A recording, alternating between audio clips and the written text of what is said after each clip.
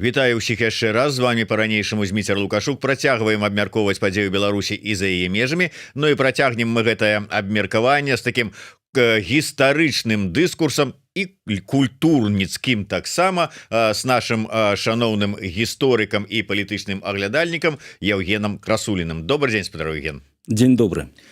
Спадар Евген, вы звярнулі увагу на тое, што я цытую вашыя словы, ну класіка, можна сказаць, цытую.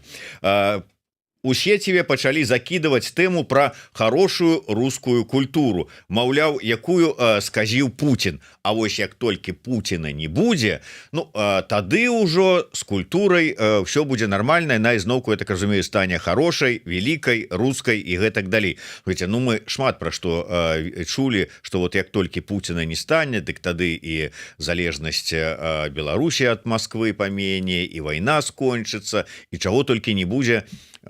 Можа, яно так і будзе, але што не так з культурай великай рускай? Ну, уласна кажучы, тут моя цытатка, яна прымеркавана да, уласна кажучы, канкрэтнай сітуацыі зараз сапраўды. Вось гэта назіраецца, можа, апошні месяц, калі у сеціво пачынаюць закидываць розныя цікавыя наратывы, якія так, ну, сведчаць пра тое, што ўсё ж такі перамены успяваюць. У які бок невядома, но відавочна, што яны будуць. І вось падобныя наратывы яны указваюць хутчэй за ўсё, што Расія хоча пазбавіцца Пуціна, але не жадае пазбавіцца таго, што, уласна кажучы, робіць яе вось той Расіяй, якую мы цяпер ведаем і якая, уласна кажучы, ну, не выклікае вялікіх сімпатыяў. Што тычыцца зноўку ідэі, што там расійская культура, гэта великая культура, зразумела, гэта не вынаходніцтва гэтага апошняга месяцу, гэта мы чулі з дзяцінства, і, уласна кажучы, нашы бацькі чулі з дзяцінства, і бацькі нашых бацькоў чулі з дзяцінства, і ўвогуле гэта заўжды гучала з кожнага прасу. І тут, уласна кажучы, вось калі глядзіш на гэтую праблему рускай культуры, так, ну, заўжды ж кажуць, што адмена рускай культуры гэта кепска, гэта тое, што, ну, скажем так, не адпавядае прынцыпам, нормам нармалёвага чалавека адэкватнага, так. Ну, у чым вінаваты, напрыклад, Чайковскі, так, у тым, што там Расія зараз ваюе ва ўкраіне, захоплівае тэрыторыі, наносіць удары па грамадзянскіх аб'ектах, вось бамбілі Лаўру. І тут сапраўды, ну, няма ж ніякай сувязі. Тым не менш, калі паглядзець на сітуацыю, тым ліку з гістарычнага пункту гледжання, пабачым, што руская культура якраз нясе даволі значную адказнасць за гэта. І пры гэтым зноўку зразумела, што ў Беларусі і сярод беларусаў вельмі шмат людзей, якія паважаюць і любяць, прычым шчыра любяць творчасць і Пушкіна, і Дастаеўскага, і Толстога. Уласна кажучы, я сам у дзяцінстве Толстога прачытаў, можа, адзін з такіх рэдкіх людзей, якія 4 тамы без пропускаў. Звычайна ж так абіраюць, там хлопцы звычайна чытаюць пра вайну, дзяўчаты пра мір. Я прачытаў усё, мне гэта вельмі спадабалася, я зрабіў свае высновы. Вось, і зноўку, як вось гэтую, у тым ліку, любоў і прызнанне, што расійская культура дае вельмі цікавыя абразцы развіцця культуры агульначалавечай, як гэта спалучыць з тым, што яна несе ў сабе патэнцыял вось гэтай пагрозы, на якой вырастае тое, што нам цяпер вядома як рускі мір і руская цывілізацыя.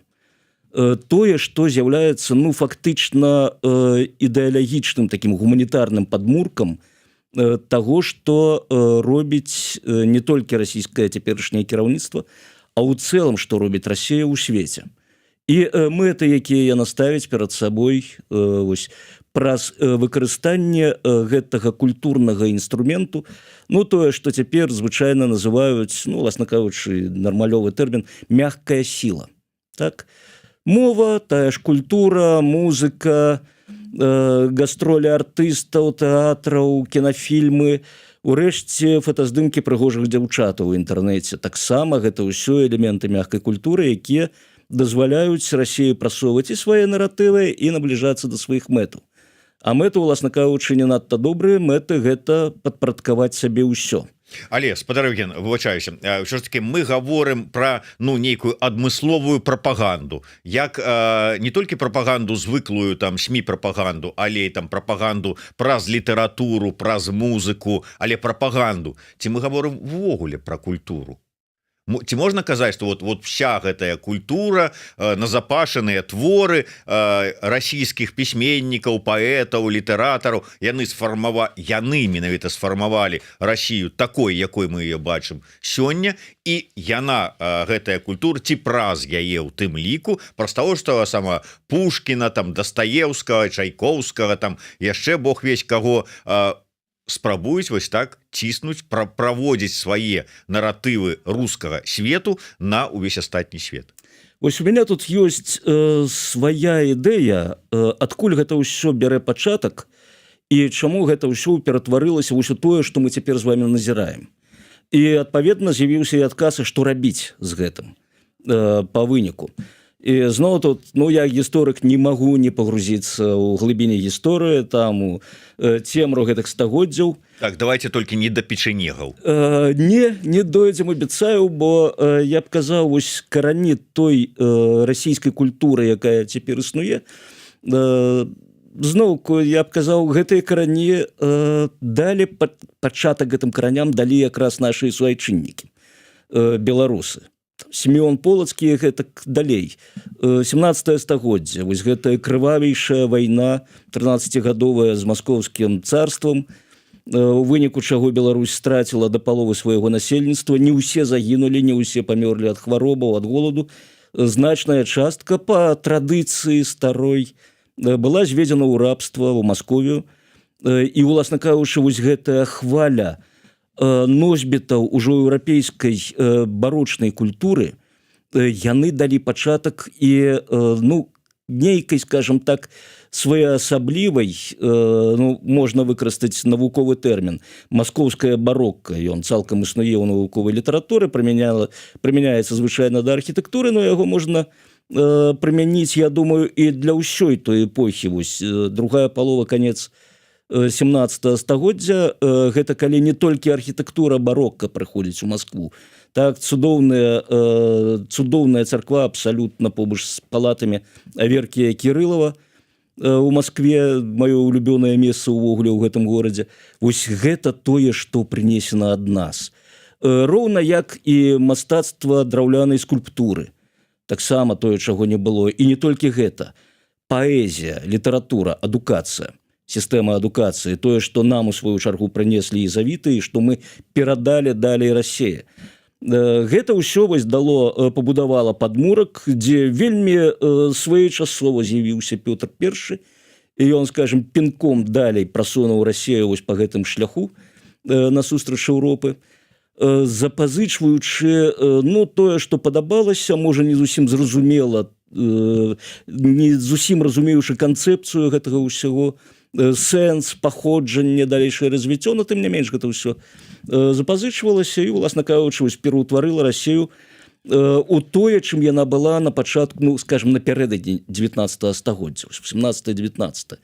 І тут трэба зірнуць яшчэ крыху больш шырэй на тыя тренды, якія існавалі ў еўрапейскай ужо культуры. А гэта класіцызм, завяршэнне класіцызму. Што такое класіцызм? Гэта, уласна кажучы, пошук ідэнтычнасцяў, пошук прыкладаў і эстэтычных, і этычных у антычнасці. Грэцыя, у першую чаргу, канешне, наша улюбёная Рымская імперыя.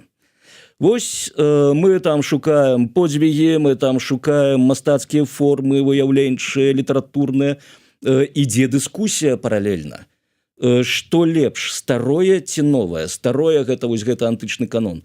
Новае гэта тое, што прапануюць вось пісьменнікі тагачасныя еўрапейскія, напрыклад, Шарль Перо. Ён выступаў як, скажем, вось гэты чалавек, які шукае новае і сцвярджае, што яно не горай за старое будзе.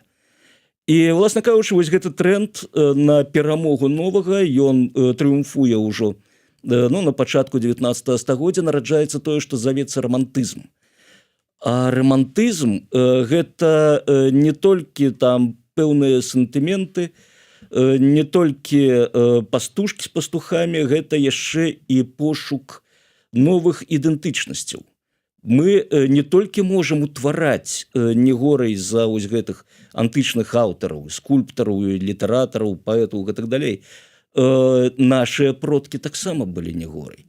Вось тут прыходзяць браты Грым са сваім зборам фальклору і пачынаюць глядзець, што а гэта ж таксама літаратура. Вось тое, што ў нас пісалася там у выглядзе гэта нізкага, як раней лічылася, жанру, гэта ўсе казкі, гэта ўсе балады, яны, аказваецца, таксама можуць быць карыстацца попытам, і там таксама можна знайсці крыніцу ідэнтычнасці. З чаго ўжо ў другой палове 19 стагоддзя вырастае вось гэта таксама вельмі своечасова. Ідэя нацыі дзяржавы, нацыянальнай дзяржавы.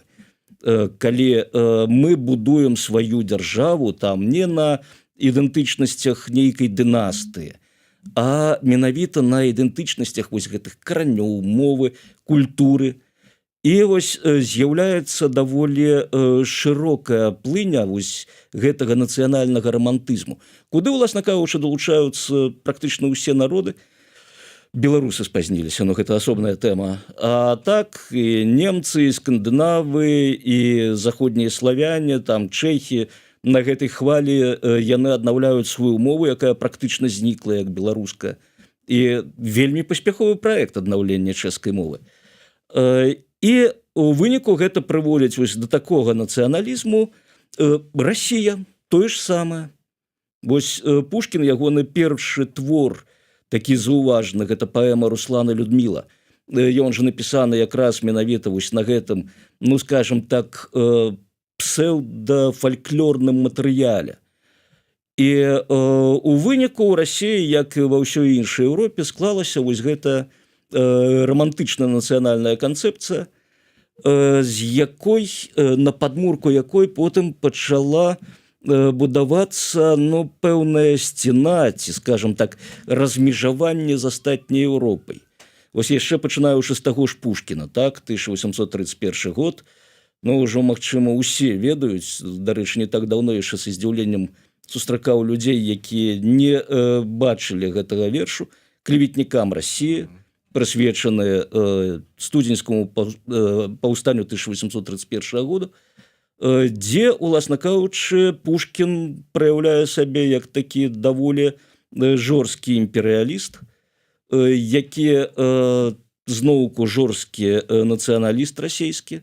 Ён глядзіць з пазіцыі сілы на ўсе астатнія народы, і не толькі на Польшу і Літву, якіх ён прыгадвае у гэтым вершы. Ён глядзіць у першую чаргу цераз галовы палякаў і ліцвінаў на заходнюю Еўропу, на Францыю.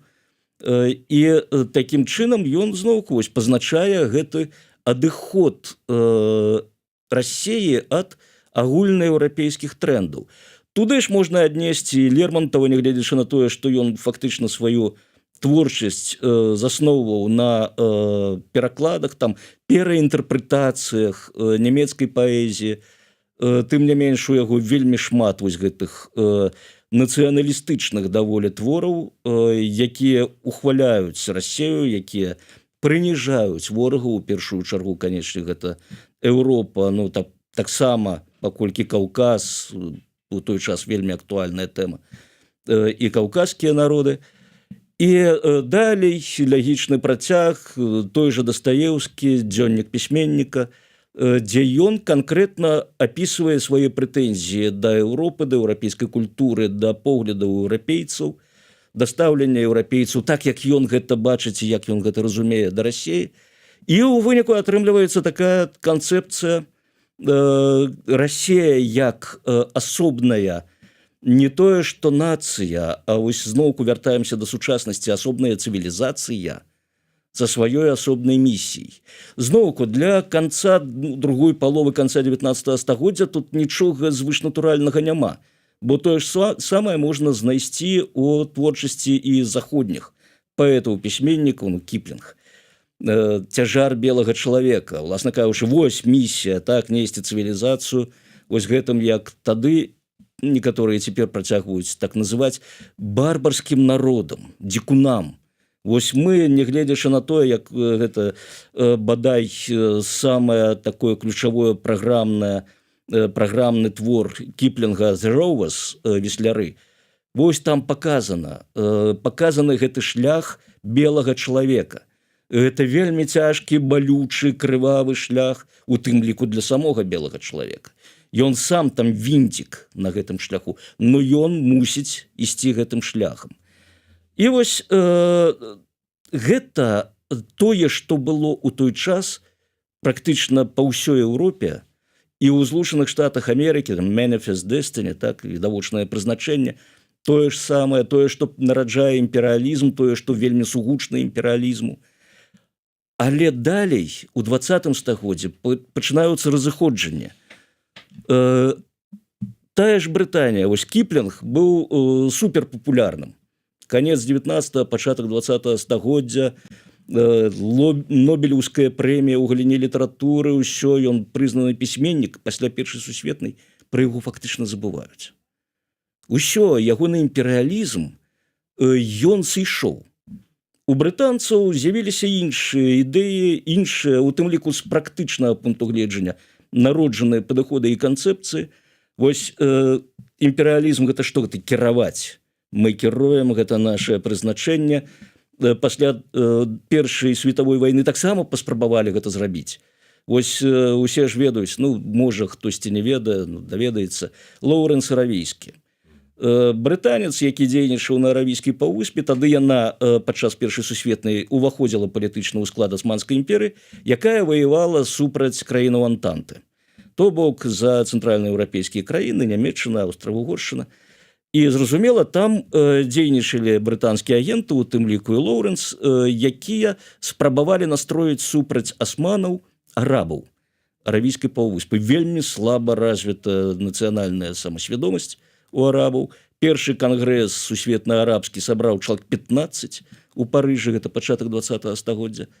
І Лоўрэнс мабілізаваў арабаў ідэяй незалежнасці. Што вось мы дадзім вам незалежнасць, калі вы нас падтрымаеце супраць асманаў. Арабы падтрымалі, брытанцы не далі незалежнасці.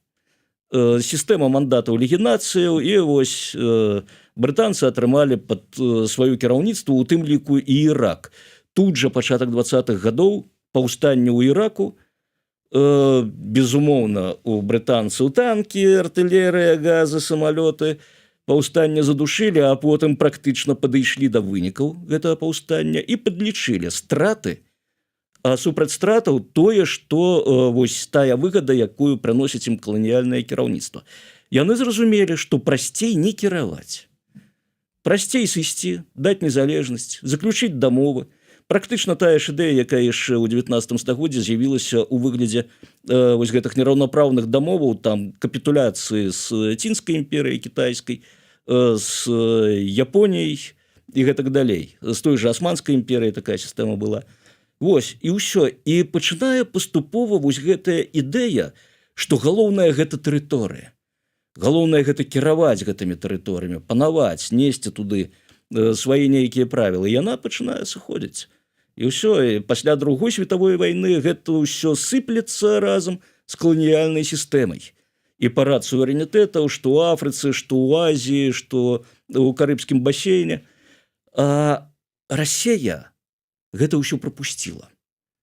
Ось як далі ёй бальшавікі па галаве, яна прытомнасць згубіла, і ў гэтым непрытомным стане яна працягнула вось гэта, ну, для свайго часу как бы быццам бы і ў трэндзе трызнення, а потым проста трызнення, без трэнду.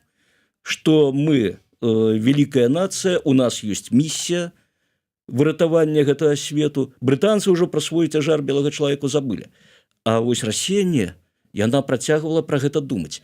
На некаторы час гэта пераключылася на вось гэтую ідэю інтэрнацыяналізма. Так, вельмі сімвалічна, гімн «Інтэрнацыянал». Там няма Расія. Там ёсць вось гэты свет, там катэгорыя свету. А калі адбываецца 43-й год, мяняецца сітуацыя, мяняецца, скажем так, успрыяцце гэтага свету, у першую чаргу, савецкім кіраўніцтвам, тым жа Сталінам. Усё, мы бачым новы тэкст, і там на першым месцы Великая Русь, якая сплаціла навеки, так, саюз нерушимый, хто яшчэ памятае тэкст гэтага гімну. І вось гэта зрабілася фактычна пазначэннем, мэтай той і той канцэпцыі, на якой далей развівалася вось гэтая гуманітарная, ну, скажем так, гуманітарны падмурак існавання Савецкага Саюзу. І, уласна, вось да 70-х гадоў мы ўжо бачым, як на гэтым будуецца альтэрнатыўная практычна канцэпцыя камунізму. Зноўку, камунізм – гэта інтэрнацыяналізм, а паралельна з ім выспявае ўсё ж такі вось гэтая ідэя Великай Русі, калі замест пабудовы камунізму пачынаюць праслаўляць, ну, вось тыя ж самыя з'явы, якія мы цяпер завем скрэпамі. Хто над імі смяецца, хто робіць гэта святым для сябе, но вось гэта нараджаецца, гэта так званая вясковая ці деревенская па-расейску проза, якая з'яўляецца 60-е, 70-е, там 80-е гады. Вось гэта тое, што пачынае будаваць новы падмурак пад расейскую культуру, і туды ж вельмі добра і вельмі так прыгожа укладаюцца аўтары 19 стагоддзя. Вось, я думаю, пражыві Пушкін, скажем так, доўга, як той жа Кіплінг, можа, на яго іначай бы глядзелі зусім. Можа, яго таксама пачалі падзабываць, бо зноўку, но ён жа трымаўся у савецкі час у тую ж, скажем так, у сваю чаргу на сваім стаўленні да самадзяржаўя, да манархіі, так? Ён жа певец свабоды. Но калі мы паглядзім на храналогію ягоных твораў, дзе ён выступае як певец свабоды, мы пабачым, што гэта такі перыяд юнацкі, ну, скажем, да 30-х гадоў. Вось пачатак 30-х гадоў, 30-й год, калі яго вяртаюць, скажем, вяртаецца ў Маскву, у тым ліку, у сталіцу, Петербург, ён пачынае зусім па-іншаму спяваць. І там вось недарэмна ж тады нараджаецца і клеветнікам Расіі, і тады ж нараджаюцца разнастайныя творы, дзе ён кажа, што не трэба бунтаваць. Манархія – гэта вельмі добра. Манархія якраз вось дае свабоду. Так? Рабства – гэта свабода, вайна – гэта мір і гэтак далей. Вось. Прайшло б яшчэ колькі там часу, і, магчыма, гэта б новымі хвалямі расійскіх лібералаў бы памяць о Пушкіна была б змецена, і ягоная новая творчасць, калі б яна працягнулася, яна б не дазволіла бальшавікам і іхнім, скажем, там, культурных дзеячам апяваць Пушкіна менавіта як вось такого спевака свабоды. Но гэта ўсё вось склалася так, як склалася, і ў выніку Пушкін застаўся на Алімпе. І вось зноўку ёсць адзін фільмец, мала хто пра яго ведае, ён быў зняты ў Голлівудзе ў 1943 годзе. Ён у арыгінале завецца Northern Star, паўночная зорка, гэта назва такой прыдуманай украінскай вёскі падчас тое, што завецца Великая Айчынная. То бок нападаюць немцы, тут жа яны ў 22 чэрвеня 41 году яны апынуліся ўжо ў гэтай вёсцы. Ну і вось гераічны супраціў жыхароў гэтай вёскі, калгасу фактычна, гэтай навале.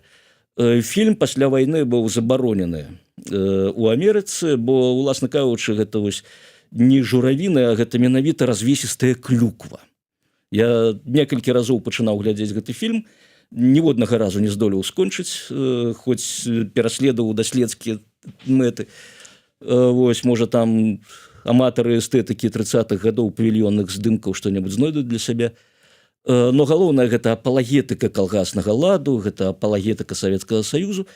І вельмі цікавы ёсць кадр, там за сталом сядзіць сям'я ў сялянскай хаце, над сталом вісіць абраз ікона, у рушніку, усё як трэба, толькі на іконе Пушкін.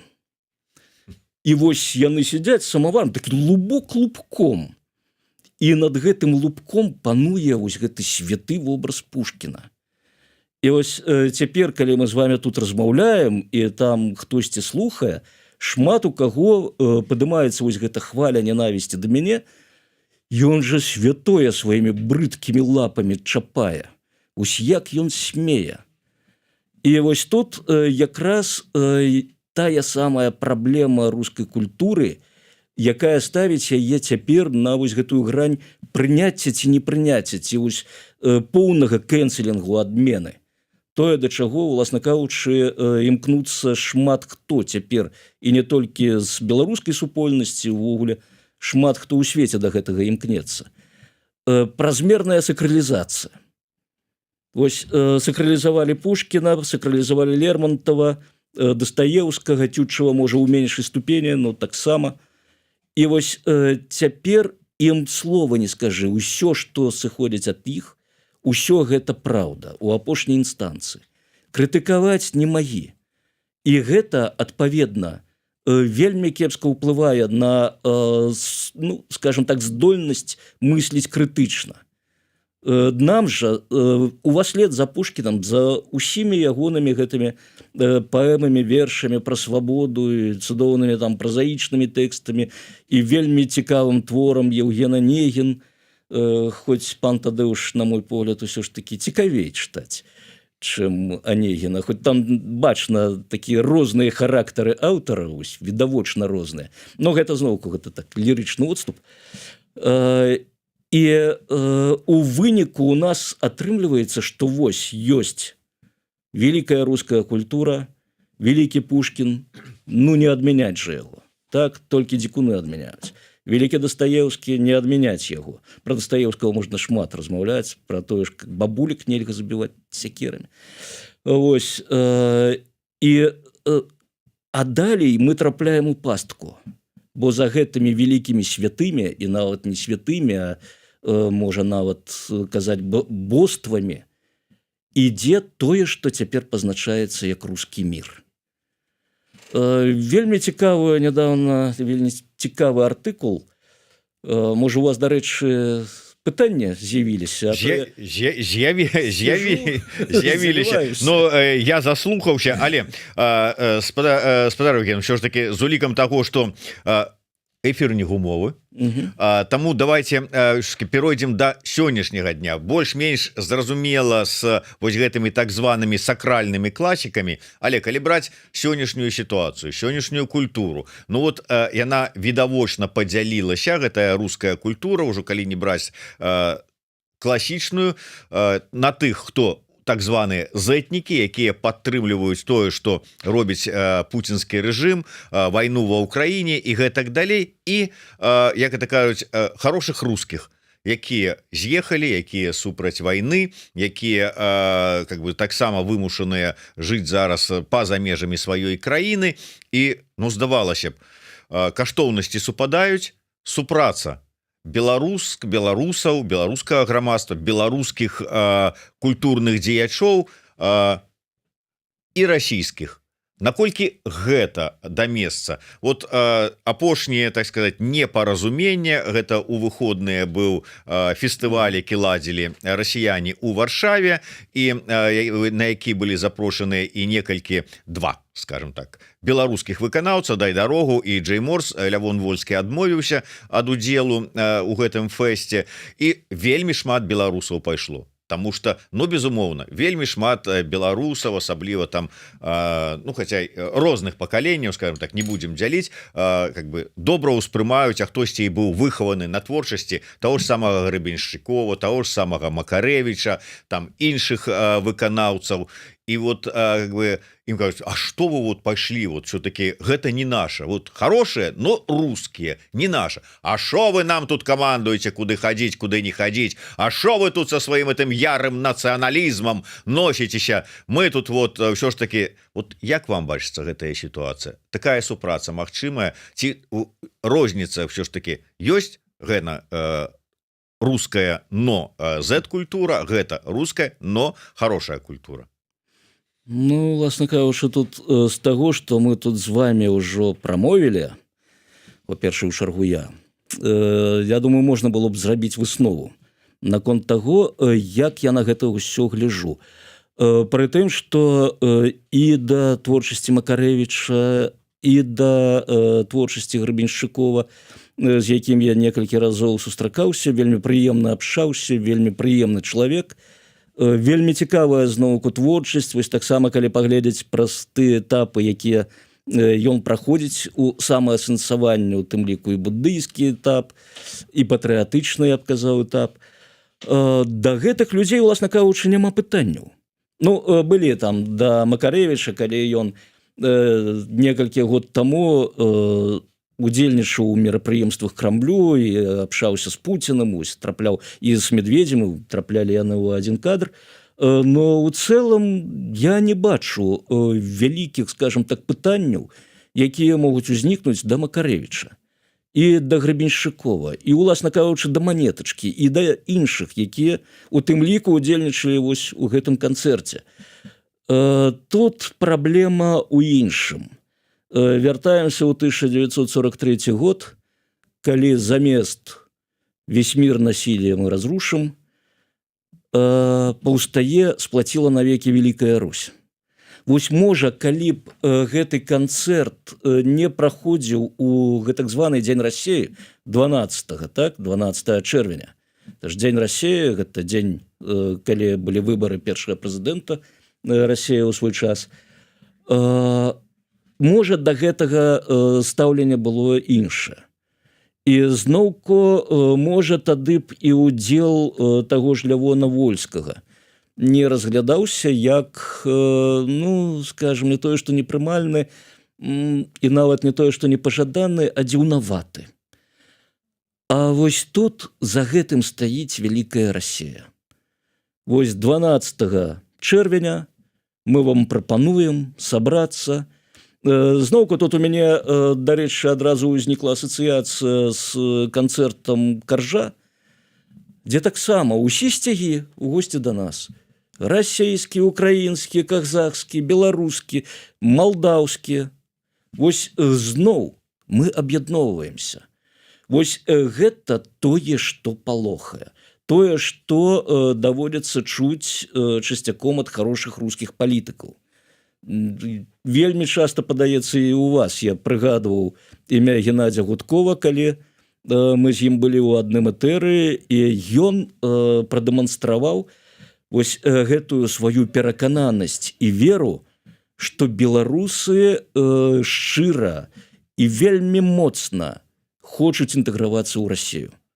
І ён пачаў свое выступленне на тым этэры, што ды пры Лукашэнку вы ніколі не інтэгруецеся. Я спачатку так, Лукаферштейр з'явіўся. А потым я зразумеў, так, канечне, гэта ж рускі. Прычым гэта вось якраз вынік уздзеяння гэтай рускай культуры, якая яго выхавала у тым, што руская культура гэта штосьці вялікае, і гэта адпаведна ставіць яго вышэй за тых жа беларусаў. Скажыце, ёсць вялікая беларуская культура, а?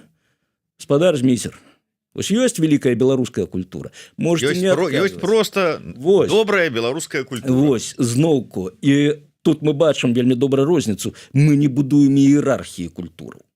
Ёсць культура, цудоўна. Гэта разнастайнасць, гэта вельмі цікава. Я калі сустракаюся з новай для сябе культурай, для мяне гэта проста радасць як стварэнне новага свету. А расійская культура не. Яна мусіць падмяць пад сабе ўсё і панаваць панад усім. Вось гэта якраз першая прэтэнзія да таго, што нясе нам і расійская культура, і, уласна кажучы, вось гэта самы рускі мір, ад якога недалёка сышлі і тыя, каго мы клічам хорошымі рускімі. Зноўку, ні Макарэвіч, ні Гребеншчыкоў, я ўпэўнены практычна, у іх няма такіх ідэяў, што там у вас будзе сядзець наш губернатар, і ўсё будзе спакойна, дэмакратычны, канечне, губернатар, будете спокойно размаўляць по-расейску, там мы пакінем нейкія тэрыторыі з пейзанамі, якія будуць лапатаць на сваёй вось гэтай смешнай беларускай, як вы мове, вось. Мы ж дэмакраты. Так у вас будзе вось гэтая вялікая руская культура. Вось гэта тое, што у першую чаргу выклікае засцярогу, і уласна кажучы тое што фармуе прэтэнзіі да таго з чым мы сустракаемся вось падчас абшчэння з гэтымі хорошымі рускімі. Для іх руская культура ў тым выглядзе, у якім яна ім падаецца і як яна нам падаецца, яна выклікае вось такое устойлівае, нязменнае, як бы казалі аматары гэтага слова, менталітэт. Вось гэтае стаўленне да ўсіх астатніх з вышыні. Вось мы вас выратуем, у тым ліку мы вам дадзім сваю вялікую культуру.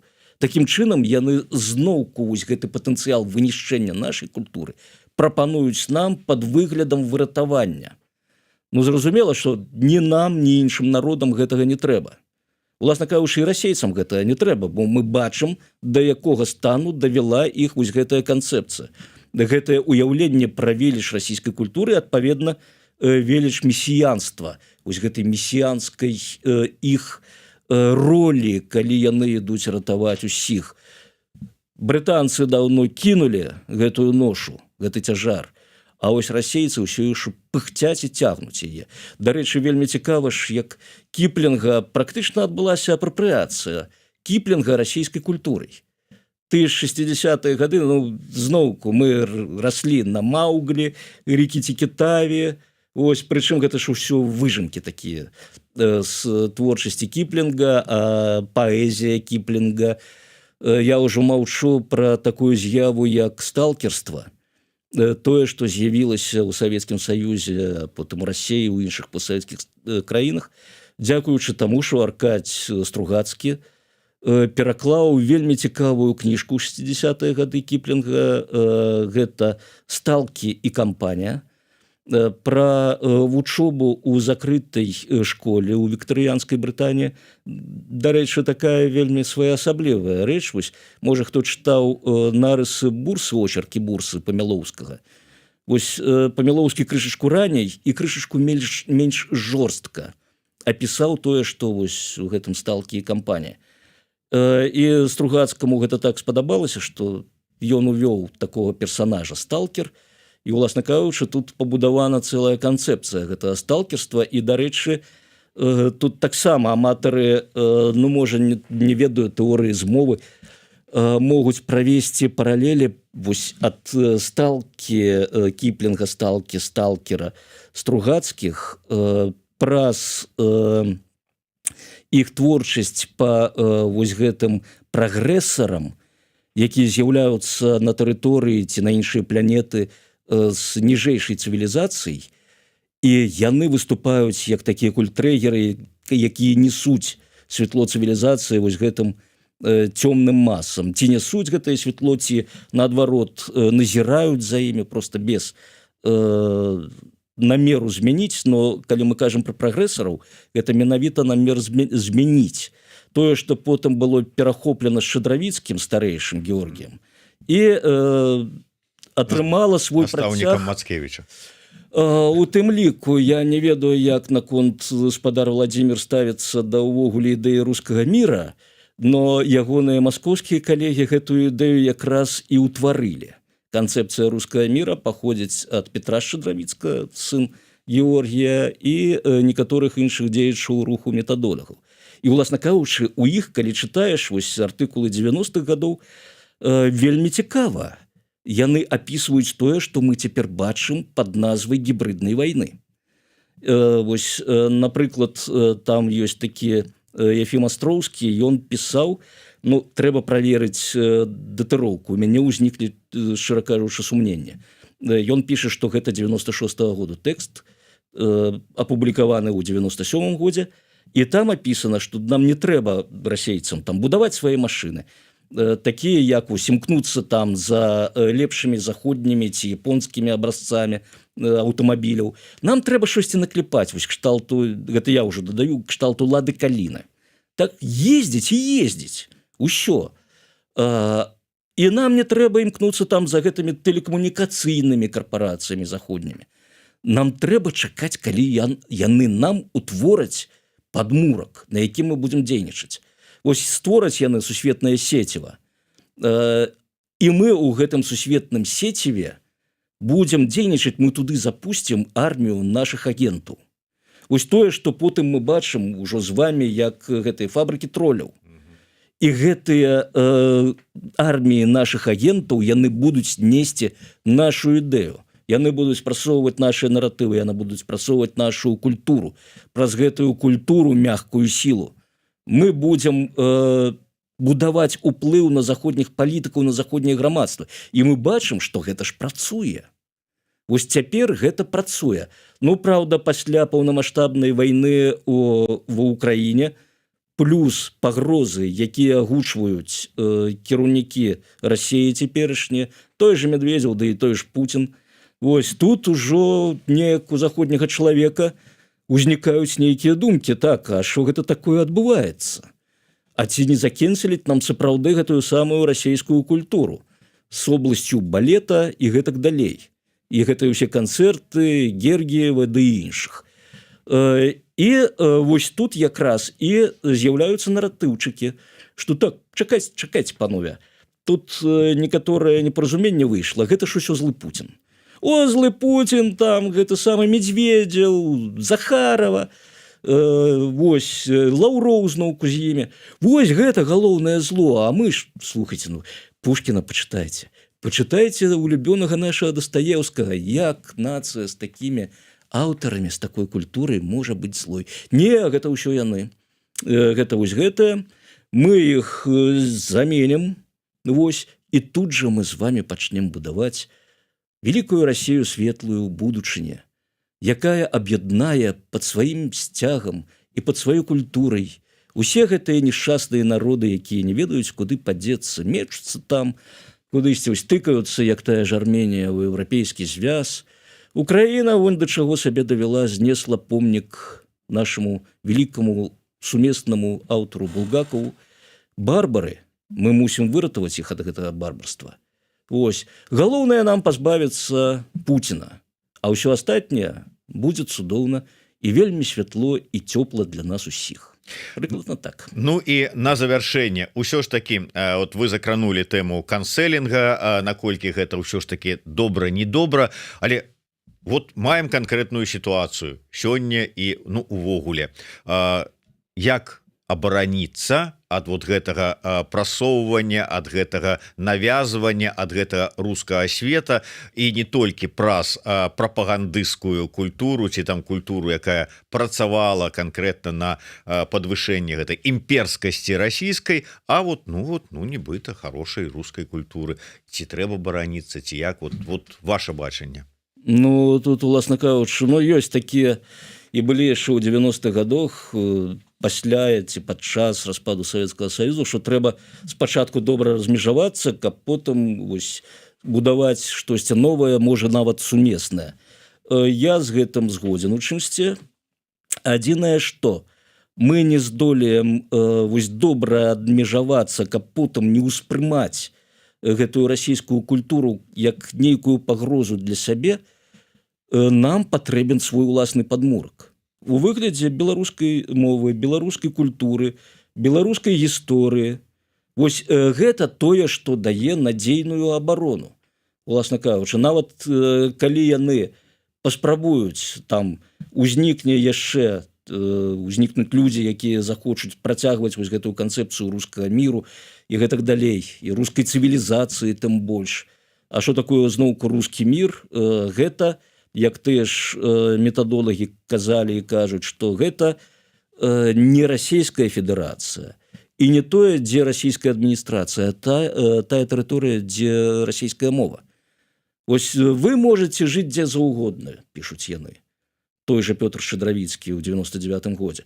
Можаце жыць дзе заўгодна, но калі вы размаўляеце па-расійску, вы рускі мір. І вось гэта той падмурак, дзе будзе будавацца вось гэтая новая вялікая Расія. Калі у нас будзе свая мова, а расійскую мову, так, чаму не, можна вывучаць. І зноўку і чытаць таго ж Дастаеўскага, толькі разумець яго трэба. Там же не зноўку там. Добра, не будзем пра гэта размаўляць, як вы казалі, тэрні гумавы. І калі мы будзем мець свой надзейны падмурак і сваю ідэнтычнасць трывалую беларускую, Уласна кажучы, для нас, ну, прынамсі, у значных маштабах гэтая пагроза будзе, ну, знята. І мы можам спакойна распяваць песенкі на канцэртах таго ж Гребеншчыкова і Макарэвіча, ці што там нам яшчэ падабаецца, як мы распяваем там песенкі англамоўных групаў, ці, скажам, там італьянцаў якіх-небудзь, калі ёсць у нас аматары яшчэ, засталіся аматары італьянскай эстрады цудоўнай. І ўсё, гэта нас не будзе чапаць, мы просто будзем атрымліваць асалоду ад твораў культуры. І яна не будзе несці пагрозу. Вось гэтае, у першую чаргу, тое, што нам трэба. Гэта моцны уласны падмурак, моцная уласная ідэнтычнасць. І я страшуся, тут не спрацуе наратыў, што можна быць расійскамоўным, можна чытаць Пушкіна, можна жыць вось у кантэксце расійскай культуры і быць беларусам. Ну не. Усё ж такі не магу я сабе ўявіць чалавека, які сядзіць на Пушкіне, Лермонтаве, Тютчеве, Дастаеўскім, там, не ведаю, тых жа Стругацкіх і гэтак далей, размаўляе па-расейску, сочыць за расійскім культурным жыццём, і што ён беларус. Не, гэта ўжо не беларус. Гэта ўжо ў любым выпадку не чалавек беларускай культуры. Гэта чалавек культуры расейскай. Вось гэта яе рэсурс. Сваёй культуры ён не тое, што аднавіць, ён яе развіваць не здолее. Таму для беларусаў зноўку, каб нармалёва ўспрымаць расейскую культуру, трэба ў першую чаргу будаваць сваю моцную. І з гэтай моцнай пазіцыі ўспрымаць расійскую культуру, ну, сапраўды, як напрацоўку ўжо чалавечай цывілізацыі. Не асобнай расійскай, а менавіта чалавечай, як мы ходзім па музеях і глядзім на тых жа мастакоў Італіі, мастакоў Нідэрляндаў і гэтак далей, слухаем музыку нямецкіх кампазітараў, не адчуваючы ніякіх негатыўных пачуццяў пры гэтым і не думаючы, што гэта вось тая музыка, якая вышэйшая за ўсё астатняе, і адпаведна у іерархіі нашай карціны свету і нямецкая культура, і нямецкая нацыя стаяць вышэй за ўсіх астатніх. Вось тады з гэтым добрым нашым падмуркам мы здолеем атрымліваць асалоду, а не адчуваць небяспеку ад гэтай самай расійскай культуры. Дякую вялікі. Ну, тым не менш, такой лыжку, я не ведаю, тут дзёгця ці мёда наадварот ва ўсё гэта. Вот, я дадам, што вот я з задавальненнем, ёсць два такіх вот моманта, якіх я б з задавальненнем паслухаў твор Чайковскага «Лебедзінае возера». Ну, я думаю, тут шмат хто думае з гэтым. Ну, уласна кажучы, я б, канечне, марыў, каб гэтая падзея не суправаджалася Лебедзіным возерам. Просто, вось, скажем так, скончылася. І цяпер мы будзем будаваць невялікую Расію ў будучыні вось пад гэтым сцягам вялікай Русі, а будем спакойна жыць, будаваць сваю эканоміку, развіваць сваю культуру, сябраваць, ездзіць адзін да аднаго ў госці, атрымліваць асалоду, хто там ад беларускіх замкаў, хто-то там ад сібірскай прыроды у турыстычных паездках. Вось гэта ідэал. Но для гэтага зноўку трэба мець моцны падмурак і трэба іншаму боку разумець, што не існуе іерархіі культуры. Вось не існуе яе. Ёсць культура, ёсць нацыянальныя культуры, усе яны аднолькава каштоўныя для чалавецтва. Дякую вялікі. На гэтым мы развітваемся. Я нагадаю, што з намі быў гісторык і палітычны аглядальнік Яўген Красулін. Подписывайтеся на YouTube канал Еўрарадыё, ставце свае падабайкі, націскайце на званочак, каб не пропускаць наши сустрэчы і размовы са спадаром Яўгенам. Ну ці, скажем так, часам маналогі спадара Яўгена, якія прыемна слухаць. Да сустрэчы ўсім. Жыве Беларусь. Жыве вечна.